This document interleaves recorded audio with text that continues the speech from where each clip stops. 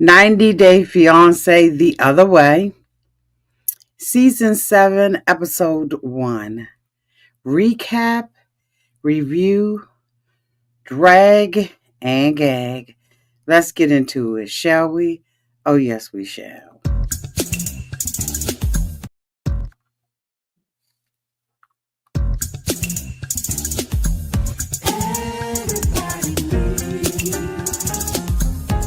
A sweet old auntie.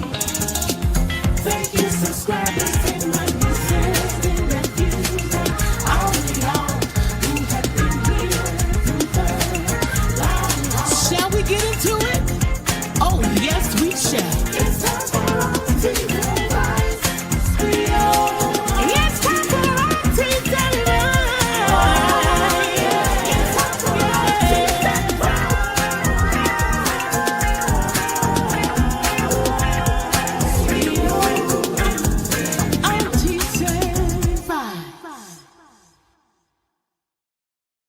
Welcome, everybody, and this is Auntie, and if this is your first time being here, please like, comment, and why am I crooked? And subscribe to the channel. To all of my new subscribers, thank you all so much for hitting that subscribe button and joining this family. And to all of my nieces, nephews, and my members who have been here with me for the long haul, thank you all so much for your continued support. So here we go again. 90-Day Fiancé the Other Way is back. We have one couple who is returning. I don't know why. If y'all see me swatting, it's because for some reason we got a big old fly in here and he decides to come in the office with me. So if you see me swatting, that's what I'm swatting. Okay. We have one couple who decided to come back. I don't know why they came back, and that's Jenny and Sumit. And we have another, 5 couples, I believe it is, who are brand new to us. Okay, they are brand spanking new. Now, I don't know why this couple is up here. This is a whole different hold on, let me make sure I get this correct. Okay. Can y'all hear it? My God. So this particular couple is Chloe and Johnny. So let me give you a little bit of background on this couple. Chloe met Johnny, a private boat tour guide, while vacationing in Aruba. Now she's ready to leave her life in Boston behind to be with him full time. As their relationship deepens, Chloe must confront Johnny's flirtatious job, her skeptical family and friends, and growing concerns about trust between us. That is the innocent, okay? Now I don't know why this blue is up here, but y'all, we're gonna just keep on moving, okay? I don't know why this blue is sitting up here on here like this, but okay. Cheers to another season of 90-Day Fiancé the Other Way. That fly is gonna drive me crazy. So anyway, Chloe, we met Chloe downtown to her house where she was basically giving us a little spiel about herself. She is a young girl, right? I think that she is like 30 something, I think it is, 32, something like that. Anyway. And she said that she has lived a bougie princess life. She says that her mother has given her everything that she wanted. She ended up going on a vacation with her friends and she met a pirate. And, this is where they started us off with, right? Her meeting this pirate. But as we went on in this story, we got to know more about her. So, she basically, her dad went out and he came to the club. Now, they made it appear in the beginning that this was innocent. This was some guy that they just met. However, throughout this particular episode, we saw her girlfriend, Jennifer. And Jennifer is married to Johnny's friend. Okay, the two of them grew up together in Aruba. And she said she went to Aruba and fell in love with a pirate. But they made it appear at first, right, that, like I said, it was just an innocent encounter at a club. God dang it, at a club. But it was actually, the friend. So she said, she thought he was really cute and all of that kind of stuff. And at first she wasn't interested in him. And then she became interested. Well, she is going to be leaving her home with her mom, who she said has been a single mom since I believe she was the age of 3. And her mom is her rock. She works for her mom's company. And this is a company that the mom kind of really wants to give to her. And so, she is, just giving us that backstory. She said that when she first met him, she like fell in love with him. And then she went home. And I think she said within a couple of days, she was right back making reservations to go. And she has been to Aruba a couple of times to be with this particular guy. But she is also concerned about the flirtation. We see her girlfriend Jennifer driving the whole entire time saying that, Chloe is on her way to Aruba and she wants Chloe to make another decision. She thinks that the decision that Chloe is making to be with him is the wrong decision.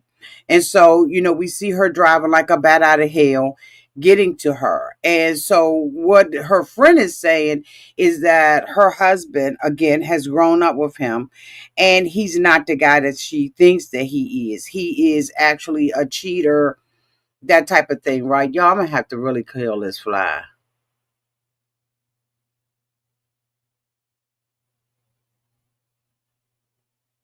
Son of a. They're the nastiest things that God ever made, in my opinion, is a fly. Because they don't know how to mind their business. They don't know how to go away. They don't know when they're wanted, and that they're not wanted at all, right? I don't think that they do anything for the ecosystem. I don't know. But I'm going to tell you, it ain't nothing nastier to me than a fly because you just know it been on some, okay? Anyway. Anyway.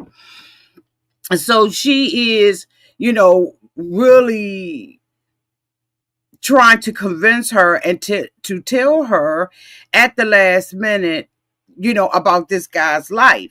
And I'm sitting up here thinking, if you were a real true girlfriend to her, then you would have told her this from the giddy up. Y'all would have told her this from the jump. She said that she thought that, this was just going to be a fly by night relationship. She didn't know that she was going to get serious with him.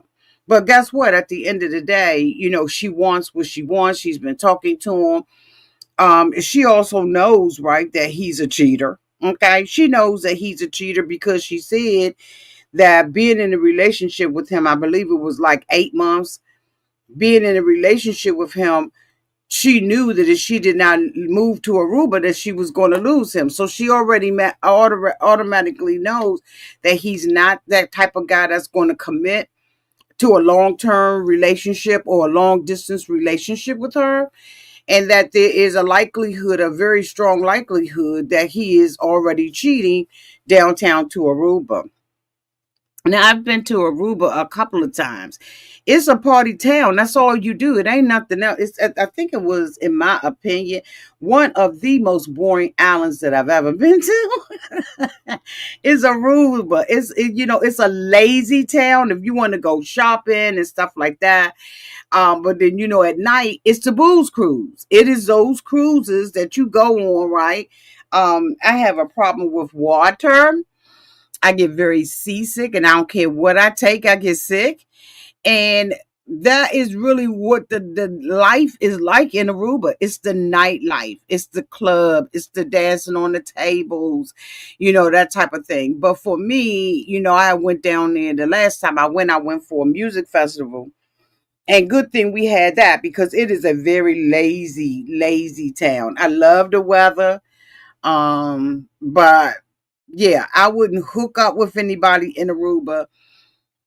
And neither would I think that someone will be a husband for me. But we're going to watch her as she spirals out of control. And 9 times out of 10 has to move back home with her mother. Because I think that that's exactly what is going to happen with this lady. Again, y'all, this is episode 1 of season 7. So, I don't have a whole lot to give y'all as far as, this is concerned. The next couple I want to talk about is Jenny and Sumit. They are back, and I don't understand why they back.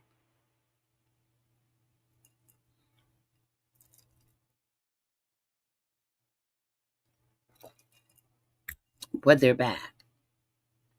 So Jenny and Sumit are going through hard times. It appears that Sumit has again lost yet another job. This mother is from the day that we met him has not been able to hold down a job. Sumit has never been able to hold a job down, y'all. I'm sorry. He was catfishing Jenny when we met him. He's much younger than Jenny, but she had to have him. She went through a whole lot of problems with Sumit, having a wife and hiding that, and the family came and, ran all up in their house and all of that kind of stuff, right? And she's never been liked by the parents because Jenny, and if you don't know, so I'm not going to assume that everybody knows the history of Jenny and Sumit, and all throughout this season, we'll be going back to different things. But Jenny was Sumit's mother's friend. She was living in the house with her, right? As like, coming, wanting to, know about, their culture and stuff like that. They were friends. And in the meantime, and in between time, Jenny was sneaking upstairs and being with her son. So that was one of the big reasons why the mother was not in agreement with them being together. Moreover, she wanted Sumit to be with someone in his culture, and she wanted Sumit to be able to give her kids. As long as Sumit is with Jenny, he can't have no kids. They ain't got no kids. Jenny a whole grandmother, and Sumit has nothing, right? And so, the mother wanted more for him. She was really in a relationship, really trying to break them up, but the two of them have survived over the years. Okay, and I can't remember how long they've been married, but I know one thing: it's been as long as I've been doing 90-day fiance reviews. Nevertheless, they're still together. They're going to, when we met Jenny and she was moving, considering moving to their country, Jenny already knew that her Social Security was going to be like, I think it was like what, $630 or something like that, y'all. So the two of them never really had any money.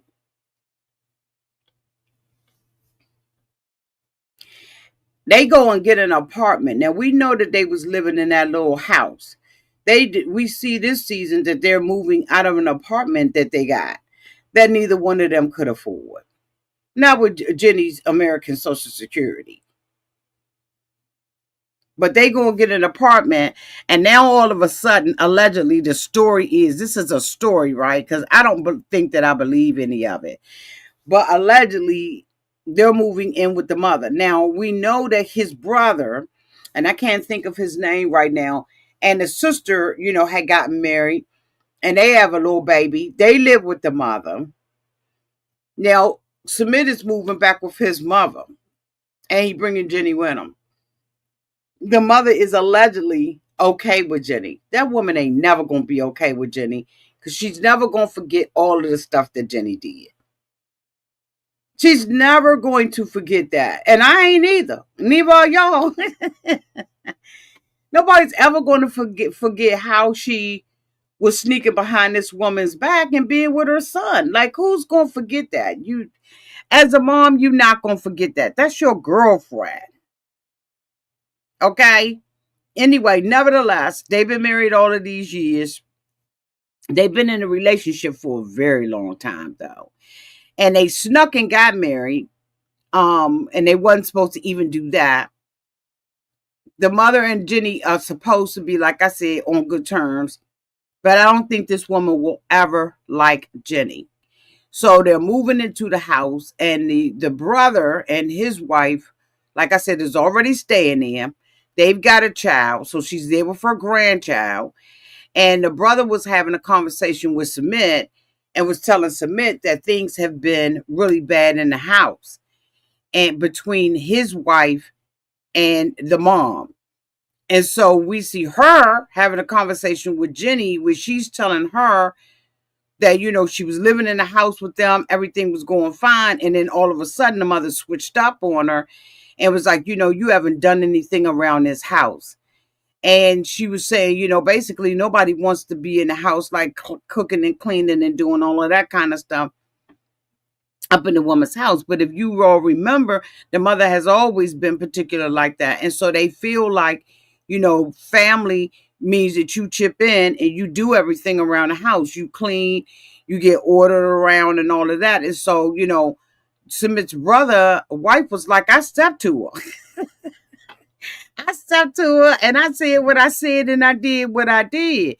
And so now here Jenny is coming in this situation. So Jenny and Sumit, we see them have a moving company come in and move their stuff over there. And once they saw moving the stuff over there, here come the mother, right? Because at this point, it's in her house. Jenny already, Sumit is saying this is something he been wanting to do, right? Live with his mama, right? But Jenny wanted their own privacy because, as the brother said, y'all were able to live the way that y'all wanted to live where y'all were. But now that you down here downtown in my house, you ain't going to be able to live the way you want to live. Now, this is going to be a hot, messy stuff, right?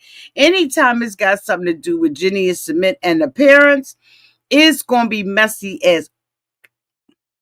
And so we are absolutely, or at least me, let me say me, I'm here for it. Now, the fool la la la and the phoniness, I will be calling out. Y'all know I will. Okay. I will not hesitate to call out the phoniness and the freaking fool la la of it all. But anyway, we're going to see. The next couple was Luke and is it Madeline? Child, she is too young to be with this man. She too young to be with him, y'all.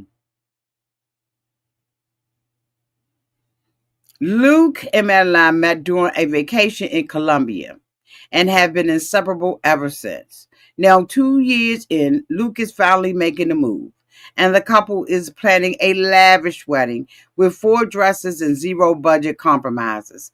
But with financial stress mounting and trust issues babbling over, will they make it to the altar or will the pressure pull them apart? This mom ain't got no money. Now, he had a conversation with his father where he has invested and purchased some land, but he really does not have the money to take care of Madeline the way that Madeline wants to be taken care of and spoiled.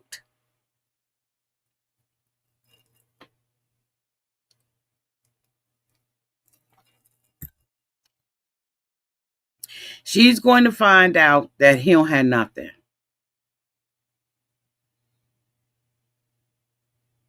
Nothing.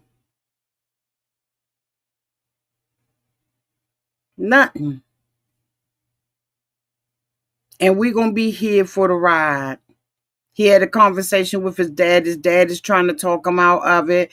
And it's just like, boy, I don't know.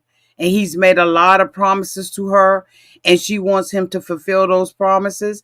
She's a gold digger. He knows she a gold digger. And at the end of the day, I'm going to freak around, and I'm going to tell y'all right now, I'm going to mind my business on this one. I'm going to call a thing again. I do not like this woman. Y'all, when I tell y'all, from the first time I saw her, I did not like her at all. And the more she ran her mouth, and the more she talked, and the more she presented herself, the more I disliked her. I do not like her at all. Maybe she'll grow on me. Maybe she won't. But I'm telling you right now, this is an insecure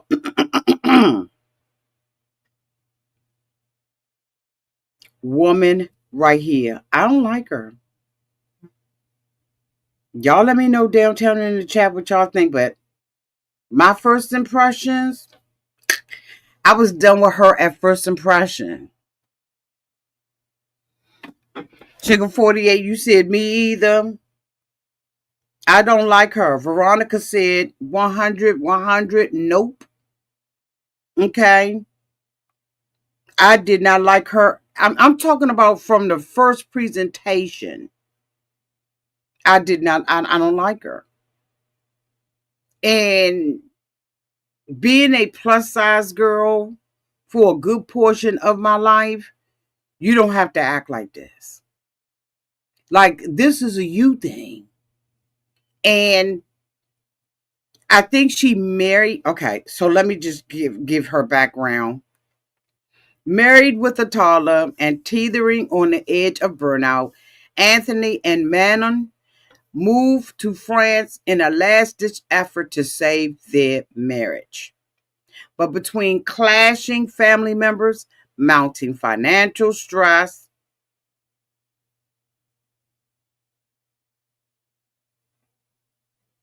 okay, all right, okay, we'll come back.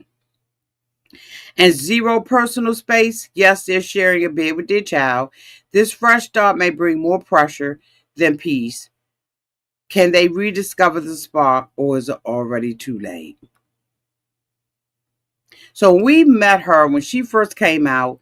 She was saying that she was living in France and that there was an issue. She wanted to do fashion. She felt like, in France, a lot of people are um,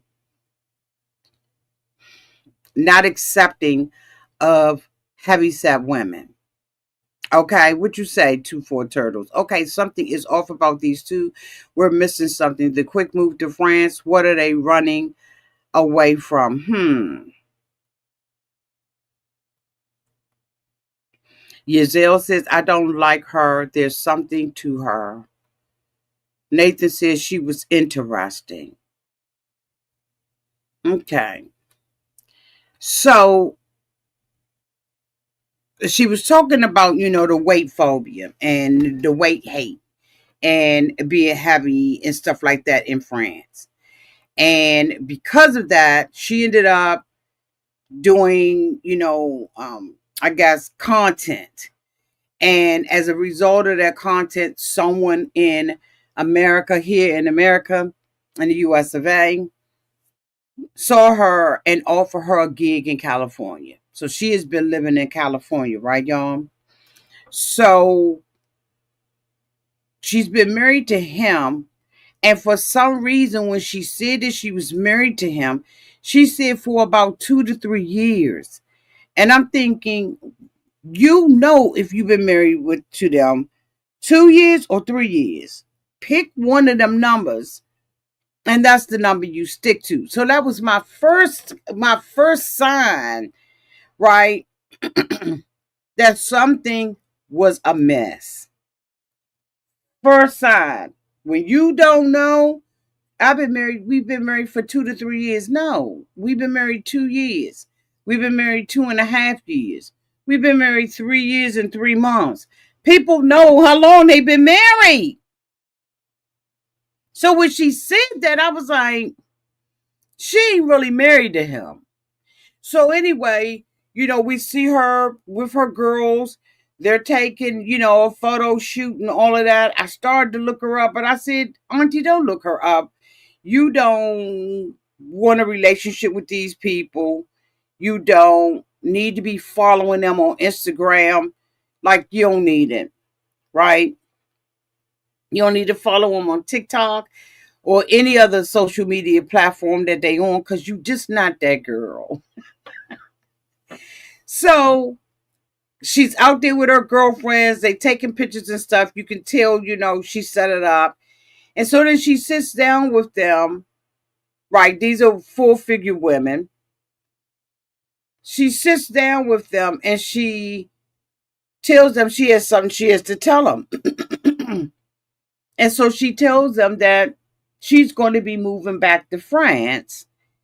And because, basically she's overwhelmed. Her husband is a stay-at-home dad who has walked away from his career to stay at home to raise his son. and he's basically getting burnt out. She absolutely has no relationship with the child that she has birthed, in my humble opinion. And I think she alluded to the fact because we saw her in this particular episode, right, y'all, try to even pick the baby up. He didn't want to come to her at all. But children know. Children know when they are fully loved. You have parents who work jobs on top of jobs and still have a child, a loving relationship and bond with their children. She has no bond with this little boy. And she thinks that moving to France with financial issues, weight issues, self esteem issues, or the lack thereof, um, weight issues, caring about how people are judging her. It doesn't make a difference. I think that she married him to feel or thinking that being married would make her fall in love and make her a whole person. But how many of y'all know if you already coming as a half a cup, you're going to stay a half a cup. Nobody can pour into you and make you a whole cup of God. That's it. He's the only person that can do that for you. She said that the two of them met on a dating app, and she tried to get rid of him, tried to swipe past him. She said she shook the phone, and he came right back up on her. Right, so I'm just like, okay, like whatever. This story is just it's not making sense. I seriously think she thought that this would fulfill her life, and there's a lot of people who believe that this will fulfill your life. If I just stay with this person, if I'm with this person, then I'm fulfilled. No, boo. You gotta already be whole. You have to already be whole. Anyway, so she's sitting with her girlfriend and saying that the American dream is breaking her and all of this kind of stuff, right? So her and her husband have decided to go back to go to France. Now, he's never lived there. He is from these here United States of Americas, right? And so this is going to be a major adjustment with him. But the idea is that when they go to France, that he will be the one working and she will be the one taking care of the child. And she said that, she wants to develop a relationship with the child that she carried for 9 months. But how many of y'all know just because you carry a child for 9 months does not mean you're going to get a bond with them? Some people just don't like motherhood. I know that sounds cruel as hell, but it is so the truth. Some people just never adjust to being a mom. They just don't. They don't adjust to it. And she's not adjusting to this. Neither is she adjusting to being married because every time we saw them, they were arguing. They argued about the house. They sold their house. She came here, bought a house, they got but the house was appraised at $818,000, and she only walked away with 88,000. And I'm saying, you mean to tell me you ain't have no equity in that home?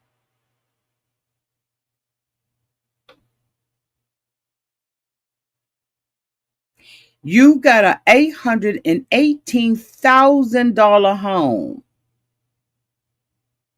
and you are only walking away with 88,000 of it.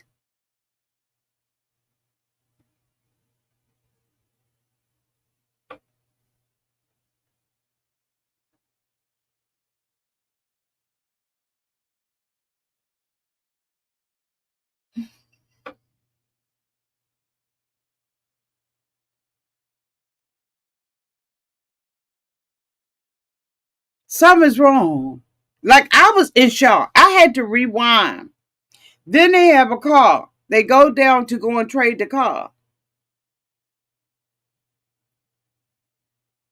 The car praised much higher, but they said there was some issues with the car. So they only going to give them $15,000 on a car. And they owe more than that on it. Why is everything so upside down in their life? So I understand what she means when she said the day in debt, because I'm just like, I'm not walking away from an $818,000 home with $88,000. I would absolutely stay in my home until I can get some kind of equity in the house. It's just so, their life is so upside down financially that there's no financial wisdom. First of all, when I brought my first home, I had equity in it. And then this one had plenty of equity when I brought it. If the house ain't got equity in it already when I buy, I don't want to be next, because I want that equity to grow and grow and grow and grow. I ain't gonna buy a house and I'm just walking in with zero equity in the home. I'm sorry, what? Ain't nothing in his home? Because then I'm looking at the value of the home. Is it upside down? Now, of course, I brought both of them, when the market was good, but still, I'm just saying, mm-mm. And I don't know why France is not going to be just as high. I don't know anything about France, but I would think it would be very expensive to live there.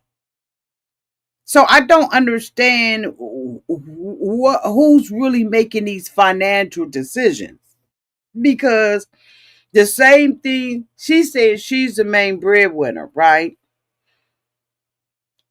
Maybe she just ain't getting the clicks and views that I don't know. It's just something that's off with her. And when she talks to him, the two of them, when they went for the car, and she was talking about the home and, getting the 88 and that they're going to be broke and stuff like that. She just went off and started kirking off on him and telling him that he needs to be with somebody that he likes, or somebody that does what he like it was just so negative, and it wasn't even about the house anymore. And in her interaction with her son, I just was like, she has no maternal instincts whatsoever, like none. She had no maternal instincts with that little boy.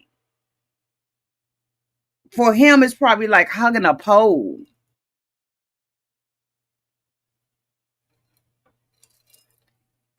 At that point, I felt really bad for the little boy, because I was like, what the is going on? I don't know how y'all saw it, but I just was like, there is so much more to this. So then they decide to have a party at the house. And when they had the party at the house, the family comes in and they make the announcement that, they're going to be moving to France. And it seems like she had been trying with everything in her to develop a relationship with the sister-in-law. And she had shared some information with the sister-in-law about her real true feelings about her husband.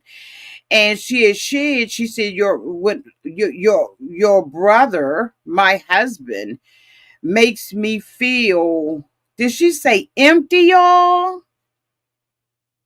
Dead inside to be with him.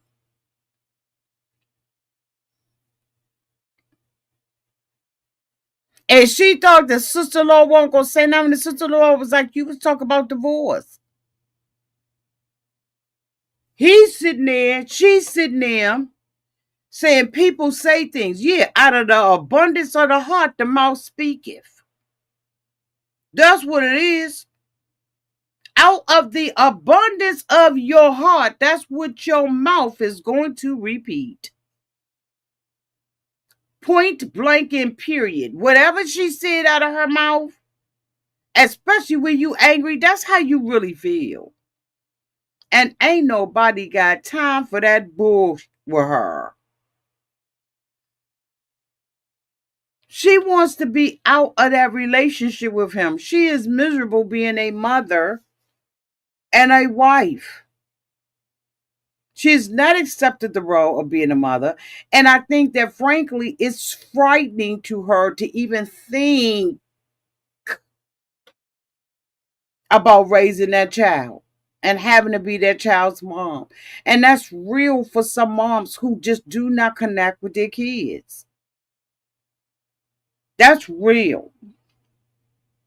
And it's nothing to be ashamed of if you're working on it. Because everybody ain't meant to be. I guess I shouldn't say that, but it just doesn't fit comfortably for every woman. And especially when you're running from unresolved issues. And it seems like she has a lot of unresolved issues about her weight, about who she is, whether or not she's accepted by society, right? But that's work she got to do. Like, she got to do that work. She has to do that work. And I don't think she's ready to do the work. And it's sad because ain't nobody going to suffer from it but that little baby. That little baby going to suffer. Um, but she ended up getting into it with the sister.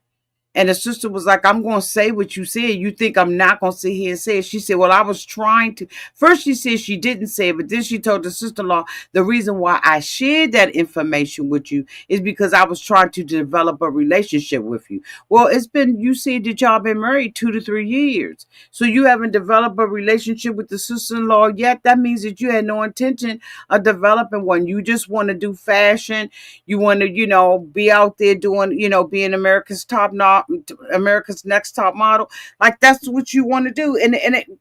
I'm telling you, it is just absolutely nothing wrong with it. I think she's just looking at it wrong and she's approaching it wrong. And so it's just making, oh my God, it's just making all of it wrong. And she's coming off as just a pure D mean girl. And her husband got irritated with his sister because he was like, I'm trying not to go there, but you keep going there. And the sister was like, I'm going to go there with her because she had been talking about a divorce.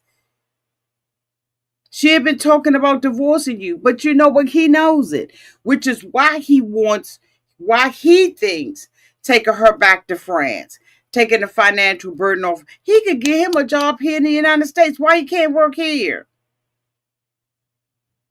Why he can't work here? I didn't like her.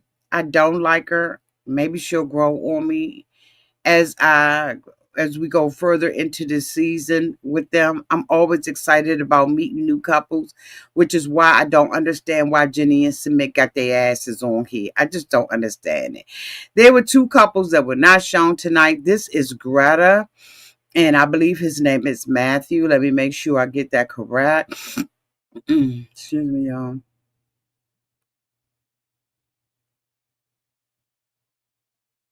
Yes, Greta and Matthew. Greta's from Oklahoma. Matthew is from England. After meeting on a vegan dating app and bonding over cats and shared quirks, Greta moves to England to begin her life with Matthew in a quiet English village. However, Matthew lives with his parents. So she's going to be having challenges adjusting to living with not only him, but them. And they're going to discover that this relationship may be harder than what they expected it to be. The next couple that we did not see tonight, but who is coming up, I believe is Apathia and Patia. She's from Texas, and Dylan from Tasmania. She is an exotic dancer, and her boyfriend is, of course, 20 years younger than her.